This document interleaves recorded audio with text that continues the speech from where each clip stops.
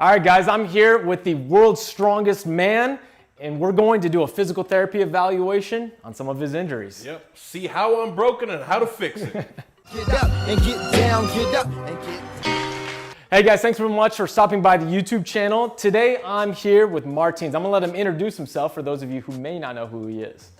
Martins, the current world's strongest man, probably the longest reigning strongest man without only having competed once because of the pandemic, but still looking forward to winning my next one. But first, gonna work with Aaron to see how I can heal up better and be as strong as possible going into the next competition.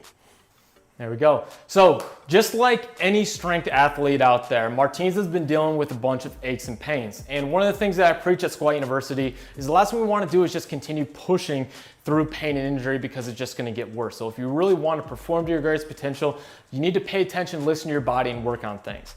Now, Martins and I have been working together since the early spring, and because we're in completely opposite sides of the country, it's been just a lot of texting back and forth, sending him tests to try, and really trying to do our virtual physical therapy. So because this is our first time working together, today we're going to do a full reevaluation, sort of see where we're at with some of his injuries and see where we need to go, because there's no one size fits all to treatment. We always have to pivot, and there's going to be bumps in the road, like we'll talk about with what happened to him recently. But in the meantime, I'm going to show you a clip of what we started with for his lower body injuries with his hip and his knee. If you don't know Martins, he's the 2019 world's strongest man and known for some amazing feats of strength, like his 565-pound Steinborn world record squat. Why not do another one, Martins? He's just smiling about it right now. Sure, rep it out. Let's just rep it out. Let's just rep that out. He wants another one. Sure, do it. And now he will rock it back.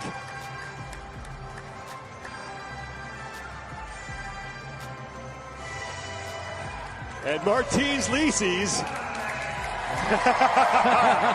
with a little showmanship. However, just like any athlete who enters the weight room, he also deals with nagging injuries. Martins wrote to me that he had been dealing with left knee pain for the past 2 years and right hamstring tendon pain where the muscle attaches deep in the back of the hip for the past year and a half. An MRI of his left knee showed a slightly torn meniscus and a little degrading cartilage, a little bit more to the back of his knee than this visual is showing.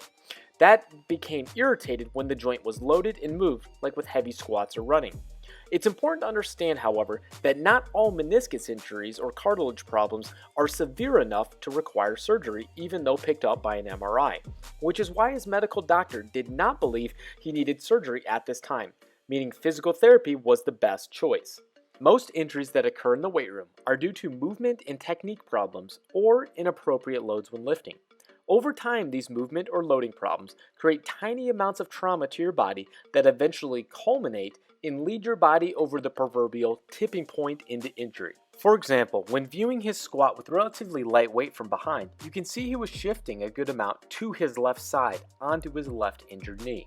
The idea, therefore, is to start by finding out what movement problems, such as poor coordination or stability, or even limited mobility, have led to the injury developing in the first place. We started our evaluation using a single leg squat.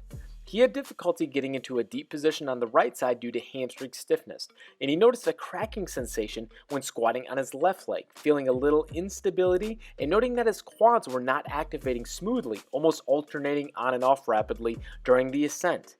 When we assessed his ankle mobility on each side, we found it was actually pretty similar. However, when we looked upstream at the hips with the Faber test, we found that his left hip hung in the air a little higher than his right, meaning he was having difficulty extending and externally rotating his left hip as much as his right. When we compared internal rotation of both hips, you can also see a small restriction on the left as well. We then tested the single leg bridge. He had no pain and strong glute contraction on the left leg. Listen to what happened when he did it his other leg. Immediately feel pain in the hamstring as I drive up. My knee wants to flare outwards.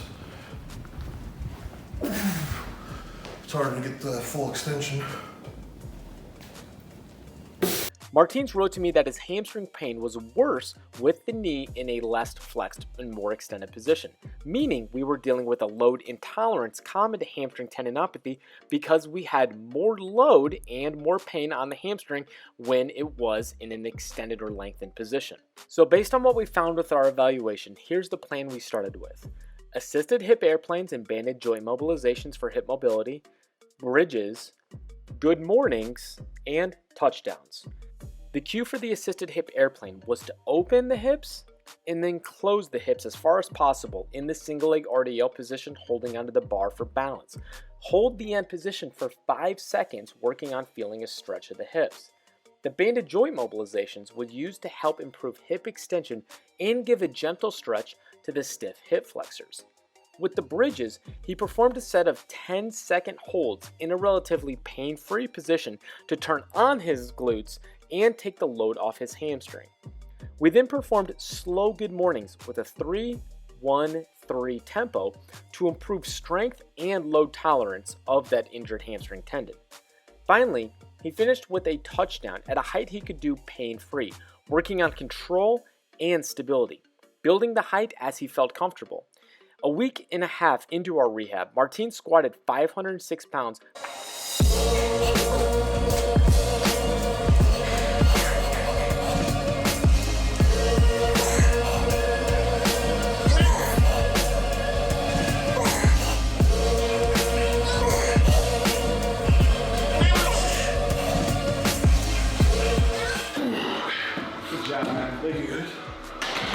All right, done with squats. I was expecting 10 reps of 506 pounds, but it's a little bit out of practice. I think if I really pushed forward desperately, I could have gotten it, but that would have meant compensating on form. I don't want to do that right now. So I'm very happy with that. Back with the 506 pounds, it's painless. A week and a half in, working with Evan Horschig from SquatUniversity, and 506 pound squats are painless. And I cannot tell you enough how grateful I am for that.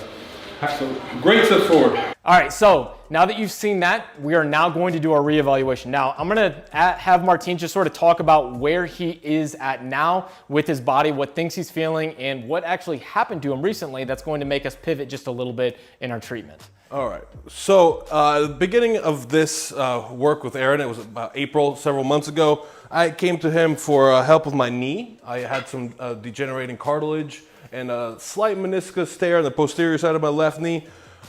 Some weird issues with my right hamstring, which we've been trying to figure out. I believe it's actually might be a labrum tear, but we're still going to do the evaluations today and get a better idea for that. I had some nerve damage in my between C6, C7, a pinched nerve due to like a 1 millimeter bone spur that was shutting off my right side, which has come a long way. I've been dealing with that for years. Aaron had me mobilize my upper back, and now my right arm's just about at full strength. Very happy for that victory, but I'd still love to check it out, see if we could even make sure that never comes back again. Other than that, slight medial and lateral pain in my elbows, and wrist pain and ankle pain. All right, so what we're gonna do today is go through our lower body evaluation in this video, and in our next video, we'll do upper body, so stay tuned for that one. So for lower body, the way in which I work as a physical therapist is a movement-based methodology. So what we're going to do is look at the way in which he's moving, both in double and single leg, and what we're trying to uncover are subtle changes in mobility, stability, sort of asymmetries in the way in which he's moving. Then we're going to go deeper into our evaluation of uncovering maybe what those weak links are and what we can improve upon. So the first thing I always do is ask someone just to get out of their shoes and show me a squat. So I'm gonna have Martins squat. I'm gonna be watching him. We'll have the video on him to see what we find, and we're also gonna do single leg squat and see what we go from there. So let's do just regular body weight squat first, and then I'm gonna have you do a barbell squat afterwards. Okay, and Evan, I want you to come over here so you can watch him from straight on and see what I'm seeing right here. Very good. Okay, so one thing that I'm seeing just a little bit of on this is maybe just a slight more toe out on the left. Again, being nitpicky, but our goal during the evaluation is to be a little picky. One thing that I noticed whenever Martins was squatting a lot of weight recently, it was a 506 video. we're dealing with a little bit of shifting, and obviously you guys saw that from the original video that he was shifting a little bit more. And a lot of times that can be a subtle, nuanced issue that is due to the hips, ankles, or the way in which the tibias are moving. So all things that we're looking for. How's that feel on the hip, on that right side? Hip, everything feels good right now. Just my tailbone hurts. I got hit by a car a couple of weeks ago. Hit and run. I was riding my bike, slammed right into me. Got stitches on my left elbow, landed on my back, and now my tailbone hurts. So as with any type of treatment when I'm working with an athlete, we're never going to just evaluate day one and just go with that treatment plan the rest of the time that we're working together. We're constantly reevaluating because some things change as we go through. Some people get hit by a car. So sometimes you gotta be careful. There's cars everywhere out there. Okay, so I want you to grab the barbell and squat with the barbell on your back. Face the SquatUniversity sign. So okay, gotcha. In the rack that way.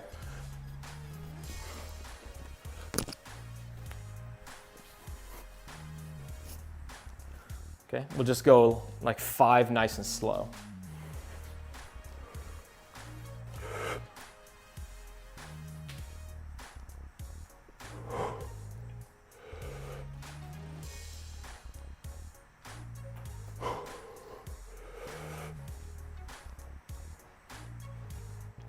Very good.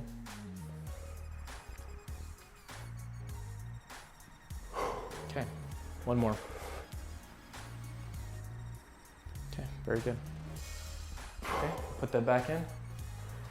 So one thing I noticed with that squat, and I think it was a little bit more exacerbated whenever we're squatting with more weight, just a little bit of a shift to the left side. Oh, just a little bit of shift. Weight lift, okay. Just a little bit. Okay, what I want now is a single leg squat as deep as possible on the right and the left side.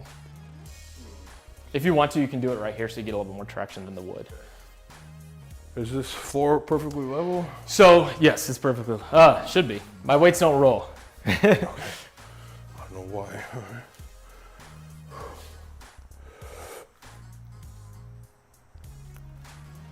Good. Okay, any pain with that? I think it's because I'm not warmed up. For sure.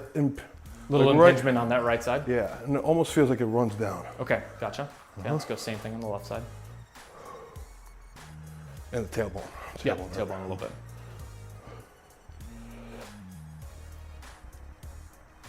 Very good. So definitely a lot more control, better depth on that left side. How was the knee? Knee's fine. Knee's fine. Okay. Used to, April, that would have been excruciating my knee. Yeah. That's so really again, really good. Our goal is to really. You know, I haven't tried that in a little while. There we go. I'm really happy with that. Yeah.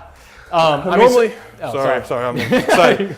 Normally, I could do it much better with, of course, Olympic weightlifting shoes. Mm-hmm. But barefoot, this has come a long way in the last few months.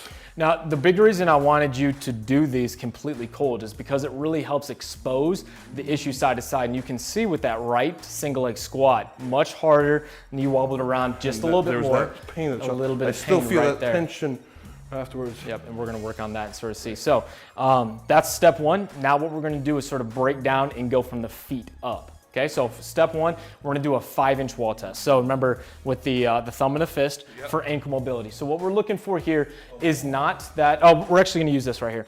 So we're not trying to understand or to see whether or not Martins has the most amazing ankle mobility in the world, but what we're looking for is whether or not he has a different side-to-side asymmetry, because over time, what that happens, if you have an asymmetry in your ankle mobility, it's going to lead to small micro trauma up the rest of your body because you're going to be shifting and tilting just a little bit off axis. And when you're doing a double leg movement, so a squat, a deadlift, something where we want as much symmetry as possible, if you have those small little nuanced differences side to side, it changes the way that your body is going to be handling and loading the small structures all the way up your body. So kneel down right by Tommy.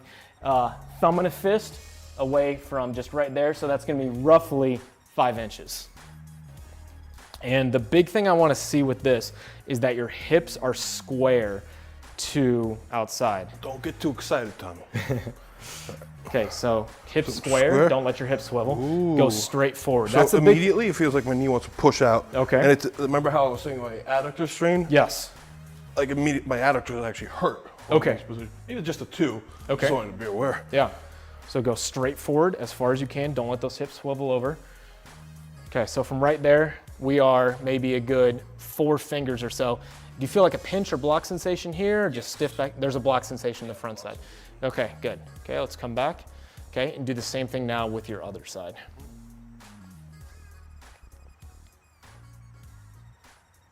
Okay, so hips square, don't let them swivel. Oh wow, that's something I did not do before. Yep. Okay. Okay, go straight forward as far as you can. Okay, I'm just gonna walk around to this side. Okay, so as far forward as you can. So right here, we're about 2 fingers. So we have a good maybe 3 to 4 centimeter difference side to side.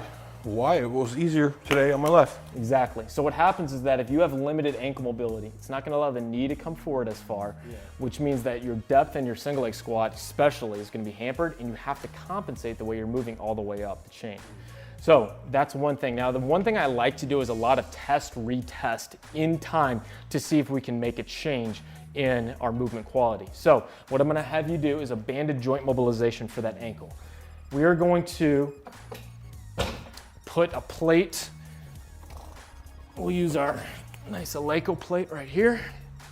Okay, I'm gonna have you on your knee, so a kneeling position with your foot up here, that right foot, and right, because that was the one that was stiff. Yeah. Okay, so a lot of tension. And this band, so on a knee. On my knee. Yes. This band is gonna be on the top of your foot right here, pulling down. Now, what this is doing is pulling down on your talus bone. And by doing this, it's going to help the natural kinematics, the natural movement of the ankle joint. So when your shin moves forward, this is going into a deep squat, deep single leg squat, your shin moves forward, your tibia is going to roll this way, and your talus bone is going to go that way. So if we have, with that 5-inch wall test, a block sensation in the front side, because the joint is not moving well, it's going to limit knee over toe translation. So this is one of the ways in which we can improve ankle mobility. So band here. Drive that knee forward as far as you can. Now, see how it's shifting in? Keep that knee directly in line. That's another thing, is people will mobilize in a bad position. So we always want to mobilize in the position in which we're trying to improve. Towards like middle toe? Just like that, yeah, because this is sort of where you want your knees when you're squatting deep, right? So you're going to hold for 3 seconds and then come back. And again, even though we're mobilizing the ankle, we just want to be cautious of what we're doing with the rest of our body. I didn't want your hip shifted over, or your knee caving in, or your foot collapsed down, just because that's not how we want to squat. So we want to try to have as much carryover in the positions that we're trying to solidify with the squat, deadlift, anything like that. So again, this is called a mobilization with movement. This is something a lot of physical therapists have worked on for a lot of years. It goes back to a lot of work with Mulligan, and basically improving the body through the natural kinematics, the natural motion of the joint, with assisting with some bands. So what height do you want that band set up behind me? So it's all about how much tension you want on it. I'm thinking like the anchor point. Oh, gotcha. So it needs to be somewhat low. So you can see how this is sort of pulling below your big ankle bones. I see. That's something I did not. Okay. Yeah. So 2 things people will do incorrectly. They'll have this band up high, right? So pulling on the shin, that's not doing anything. Okay. And if the band is like pulling way up high, like from here pulling back, it's not doing anything either. So you want it to pull down. That makes sense. Yeah. I'll have to make sure. We also should get a band like this. This is really nice. Yeah, so this our band is thicker, so. Yeah, this is a Rogue Monster band. So if anyone watching the video does like those or wants to check one out, I'll just put a link in the description of this video. We have some coming? Good. Cool. Yeah, Rogue Monster band. And this is, the black one's about, what, 2.5, 3 inches or so. If you get one that's too thick, it's just gonna take up the entire ankle, and it's not really gonna affect what we're trying to do. If you get one that's too small, it's just not gonna have the amount of force. Now, to know if you're doing this correctly, when you drive that knee forward, do you feel that pinch? No. There you go. So if this band was not tight enough and with enough load, when you drove that knee forward, it would not take that pinch away. And the reason we have it up on the plate too is to make sure that we're just having that good force angle down. Downwards. Yeah. Exactly, because if you can do it straight on, it's just maybe not gonna give as much force downward. Now, like we always do, test, retest to see if we made the changes that we're looking for. So kneel down again with that right foot, thumb and a fist. Immediately? Immediately retest. No rest. No rest at all. I need 10 minutes. Okay, so thumb and a fist. So with the thumb, do I really want to extend it as far out? You just want to. Well, that's a lot. I think I got some longer thumbs than you do. So just relax it? Exactly, yeah. What we're doing is just a very simple try to get roughly 5 inches. Okay, now just drive that knee forward. Okay, now before we were a full like 4, there you go, now we're about 3. So definite improvement on that side. Does it feel different? Yeah. A little bit less pinch right there? Yes. Cool. There we go. So that's definitely showing right now that banded joint mobilization was efficient and effective at improving the limited ankle mobility. There you go. I mean, you're almost at 2. So we're not the exact same to the other side, but we're much further along. I'm also, I don't know if it's cheating, but I'm like pushing. For sure, and I mean, you want to force it a little bit, but the big thing we're looking for is, are we able to clear up that mobility restriction? If we did that and we didn't see any change, we just don't do it. So it's always test, retest, because the best way to really figure out if we're efficient and effective with what we're trying to do, just try it. Test, retest, the most simple scientific method you can do at home. Awesome. Cool? All right, test number 2, we're gonna look at tibial rotation, because that can definitely affect ankle mobility. Tibial rotation. What I'm gonna have you do, we tried this at home, remember this one? Yeah. What I'm gonna have you do is sit right here on the fit map, okay? I want your toes, let's start your toes on the 2s, like on the outside part. You're gonna grab your knee, so hips stay square, I don't want any movement of the knee, and you're gonna slide your foot in as far as you can. And what we're looking at is side to side, how much can you move, and is there a difference? Does that make sense? Yes. Okay, so Let's get one of these mats. I got one in the basement, I'll give you. Oh, actually, it may be tough to take home on the plane, but we'll see. I would still do it. We'll do it. Worth it. Okay, so. Cool, so toes on the outside of the 2s. Very good. Okay, so grab this knee, let's start there. Heel Yep, between the 2. that's good. Yep, we just want to be, Okay, yeah. yep. And then allow that foot to move in, so don't let that knee wait, move. should I have this like perfectly perpendicular with the floor? Uh-huh. There we go. Yeah, we just want to be as similar as possible side to side. Just stack it so it's consistent. Okay, there we go. Okay, so let's rotate in as far as you can go.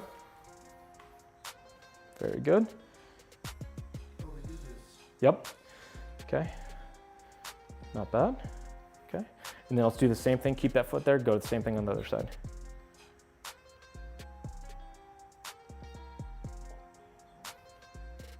Okay. I'd say pretty similar side to side.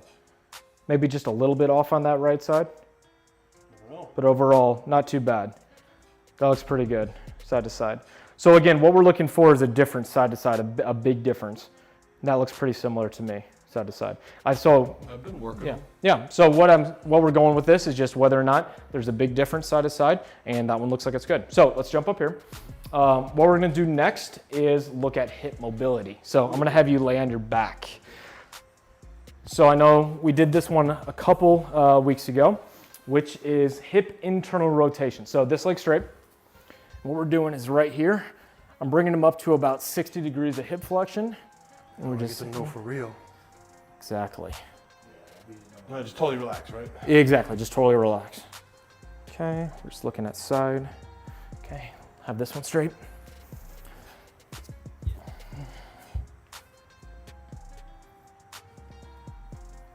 Good. Not too bad. Feels okay in the hips? Yeah. If I come up, I know this one was obviously more knee. So first, straight, nothing. Yeah. The moment you start twisting, it felt like. In the hip a little bit. I mean, your internal rotation is pretty good side to side. What again we're looking for is there a difference side to side? I mean, that's pretty good on that side. And this is the one that's hip. Now, if I come up here and I push in and go across. That's when I feel the impingement. You feel the impingement on this side and not on the other side. No, I actually did it. You did on that side straight too. on, no, but the moment you start to, so straight on, nothing, then yes. Then you feel it there. Yeah, Okay. and it goes from 0 to like 5, like Yeah. real quick. Okay, so that's internal rotation. Now what we're gonna look at is called the Faber test, which is looking at your ability to externally rotate and extend the hip on both sides. So this hip up, and I'm gonna have you right here and just drop this hip down as far as you can. Let it just relax as much as possible. Very good. So what we're looking for is there a big difference? So on my left, this side, I feel like this impingement feeling. A little impingement feeling? On my right, I don't think I do. We'll find out. Okay, so again, what we're looking for is there a difference side to side? Not necessarily does the leg drop very far down. Very good. So again, we're pretty similar side to side with this one. which I like to see. This one's like I could force it down. You could force it a little bit Yeah, further. the other one I cannot force it. Yeah. This one, like, if I push, I could get extra range. Yeah, you definitely have a lot more ability I on this could one. not And do then do that. that same thing on the other one. Yeah. So I'll get here. Yeah. And then, okay, I'm gonna try to force it.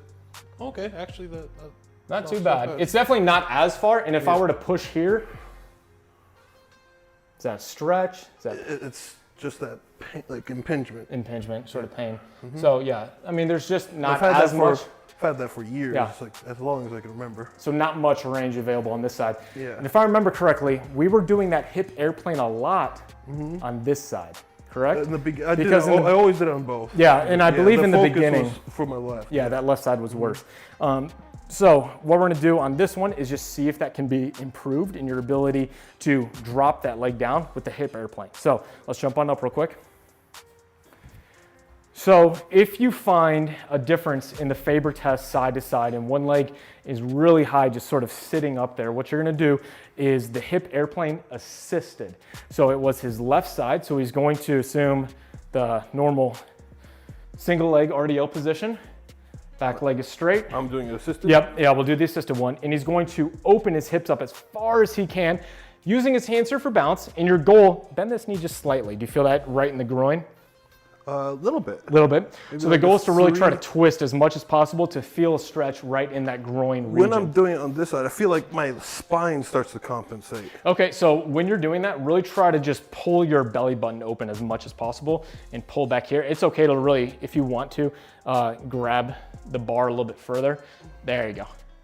Does that change it? Sort of think almost pelvis rather than back sometimes. Yeah. Does that change And it? I have to like really focus on keeping my knee from twisting in. Yes, So I'm that's a trying big thing. So we want that leg to just be completely stable and just Definitely. rotate the pelvis open over the top. And now I'm really trying to take it. Then I get stuck in it. Yep. Particularly when I do my left leg, I find that I'm really, my body's sneaking in tons of compensations. Like the twisting of the knee and all that. Yeah. Okay, so drop this one down again. And I want you to do 3 of those, and then we'll retest that Faber test. Okay, how long of a hold? Just about 5 seconds. We don't have to go very long. So down, and then open up. I'm a ballerina. Good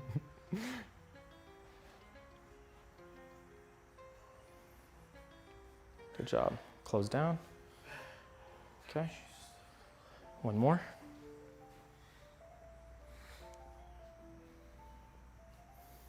Nice work.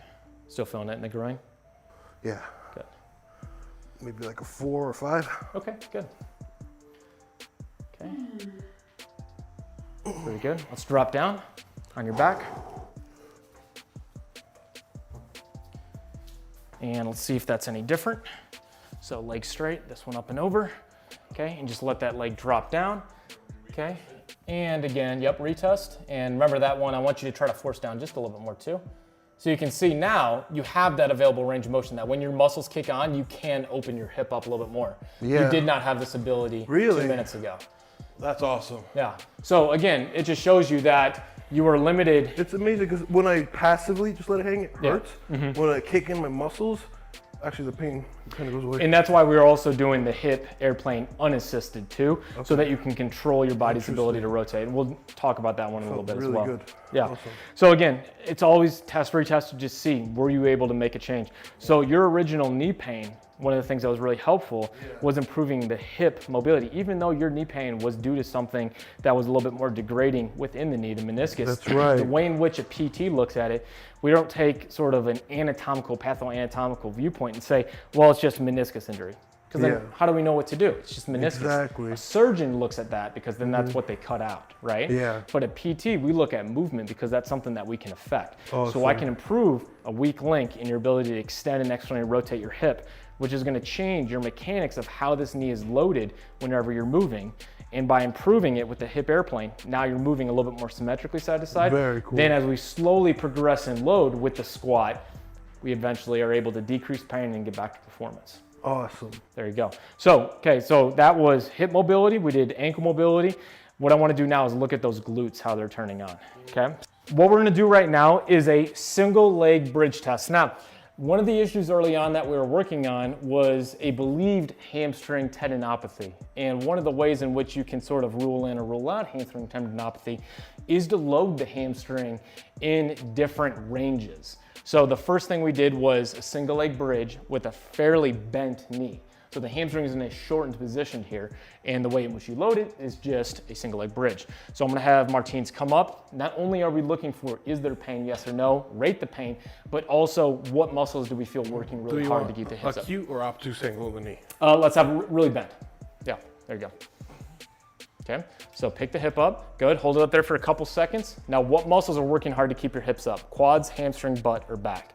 Glutes and hamstrings. Glutes and hamstrings, really good. Is there pain? No. No pain, very good. Okay, so back down. If you guys remember back to the start of this video, Yep. had a lot of pain. Yes, I did. Okay, let's do the same thing on the other knee.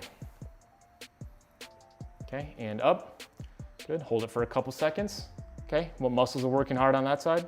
Glute and hamstring. Very good, okay. So that's the first part of the test. Now obviously because we believed a potential hamstring tendinopathy, we also, scoot back a little bit, we're going to do the same test, but with the knee in a much straighter position. So we're gonna lengthen the hamstring a little bit. And the So how idea, far out? yeah, that's pretty good. The idea is that if we load the hamstring in a more lengthened position and he has more pain or had pain in this position, not in the other, it's a positive sign that we're dealing with a hamstring tendinopathy, okay? So from right here, hips up. Okay, any pain? No, just adductor. There we go, okay. You just feel the adductor working or a little bit of adductor pain? Pain, like tendinopathy right on Right on the inside insertion, part. yeah. Okay, gotcha. And 0 to Is that 10. origin? Origin. How bad, 0 to 10? 4. A 4, okay. Do the same thing on the other side. Nothing, okay. So we had a 4 out of 10 pain on that adductor, or on the inside part. One thing I wanna do now, because we're dealing with a little bit of, Comes and goes, it's weird. yeah, let's do this. I'm gonna have you just on your back right here. I'm just gonna move that hip around too and just do some tests that we think for the hip joint. So this leg straight. And what we're doing right here is we're just gonna load this hip up. Is that painful within? So this way, like I felt 2 out of 10 impingement. Doing this? Now it's gone. Okay. Nothing, just a tiny bit. Nothing.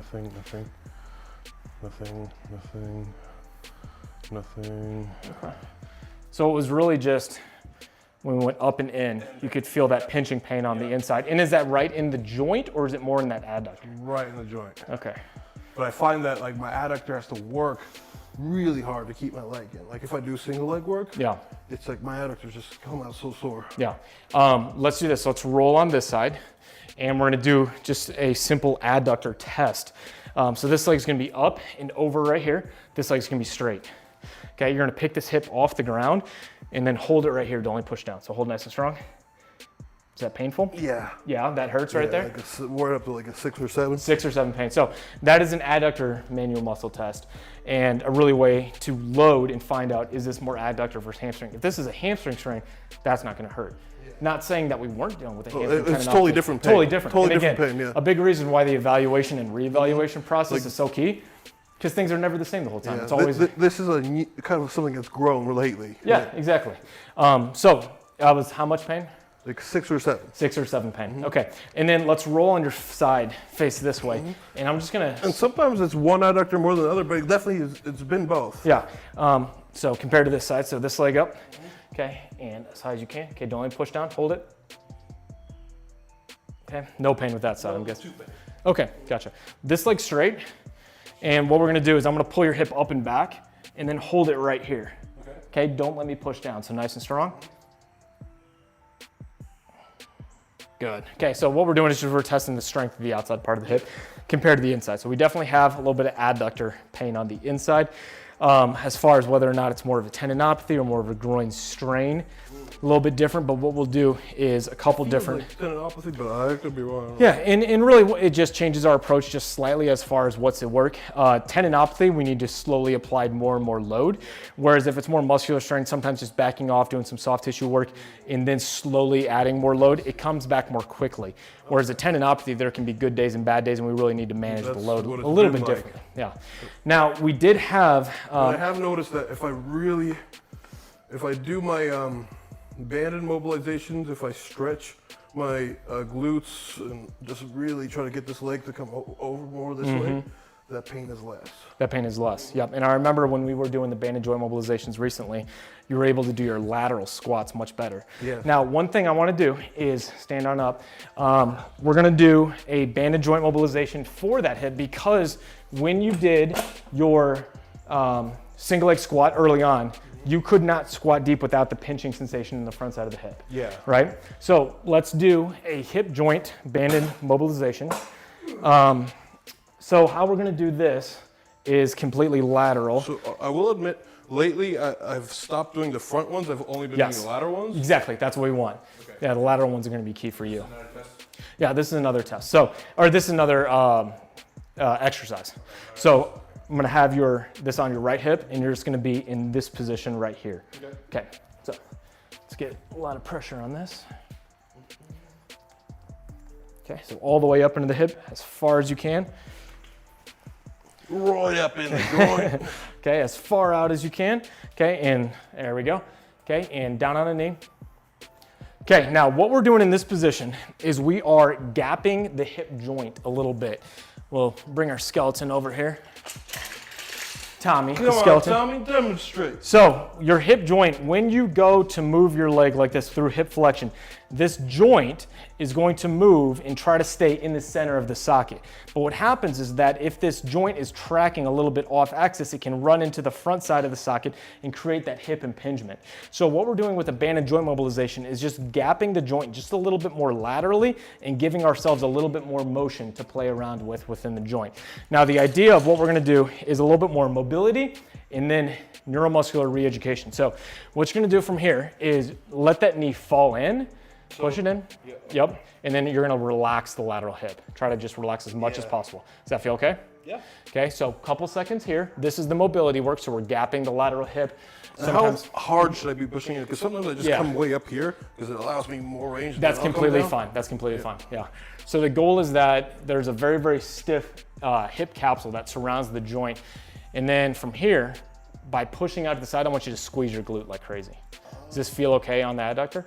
Yeah. Good. Yeah. So, and then you push out. So this is the neuromuscular re-education part. So it's not just straight mobility. Maybe about 3 to 5 seconds out there. It doesn't need to be a crazy long.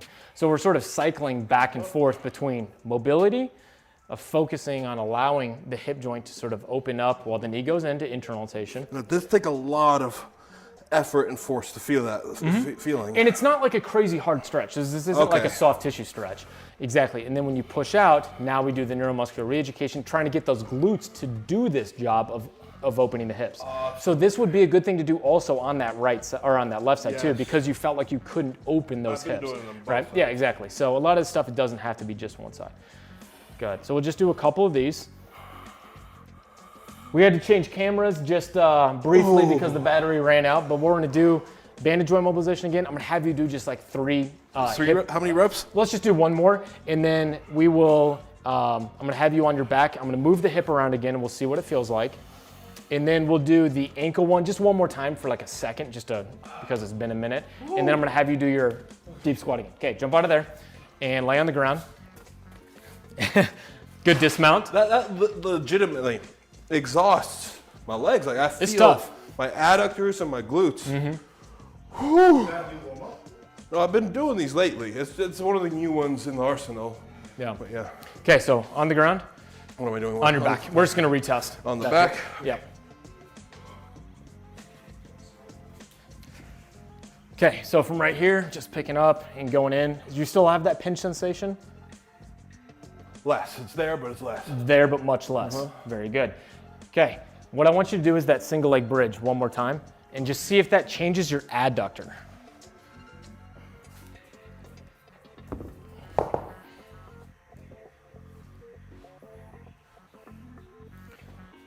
Okay, here we go. Yep, and then single leg bridge.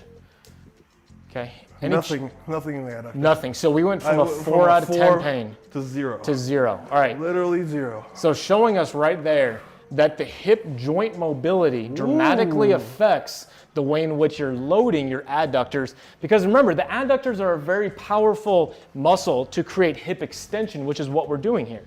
A lot of people think that it's just the glutes and just the hamstrings. The adductors work hard to extend your hip as well. That's amazing. Really So just zero. changing that right there, we were dramatically decreasing pain, showing again, it's very effective at what we're trying to do. That's awesome. Test, retest. Now, again, it's been a couple minutes since we did the ankle, so I want to do just maybe 2 more banded joint mobilizations on that ankle, and I'm going to have you retest your single leg squat from before. Awesome. Okay, so let's jump up here. Put the Eleiko plate over there. Do you by any chance have bananas? You know what? I have some apples and I have some peaches and nectarines. Those are all awesome. I ate the last banana yesterday. I will eat all of your peaches in my face. Okay, so on a knee. So we're just redoing this one more time, just because it's been like a good 10 to 15 minutes. Just 3 of them. So drive the knee forward, knee over the side. And again, we're just redoing this real quick to get that joint mobility that we're working on. And then we're gonna retest our single leg squat from before. And remember, the left side, we felt a hip impingement. It was not nearly as deep as his left side. Again, always coming back to movement, the way in which you're moving. Good, so we'll just do about 3 of them, and then we'll jump on up.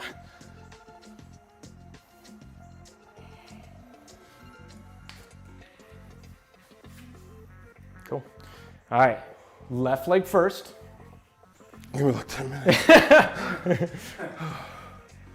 All right. Wait, I'm doing my left leg. Left leg first, so that's our comparison. Woo! Not bad. Not bad. Right side. Man, much better. Much better. Awesome, How'd it feel? huh? How'd it feel? Good. Okay. Good. Hip impingement, still or no? I don't think so. No. Okay. Little adductor, but no hip Okay. impingement. There you go. I mean, the adductor's like a 1. Yeah, and I'll tell you, before you weren't even close to parallel on your right side versus Yeah. your left. Your ease of motion was much more. Now, there was a little bit of control, which is something that we'll work on in some other videos for people to see. But right there, I was just showing ankles, hips, huge difference in your ability to just move better. And then we apply some load on it, which people will watch later on. We'll go from there. That So, is awesome stuff, you guys. all right, guys, thanks so much for watching the extended version of the physical therapy evaluation from Martins. Obviously, he's a little tired right now. We're gonna give him a little bit of a break. I'm gonna give him a little bit of a break before we do the upper body evaluation. But here's the deal.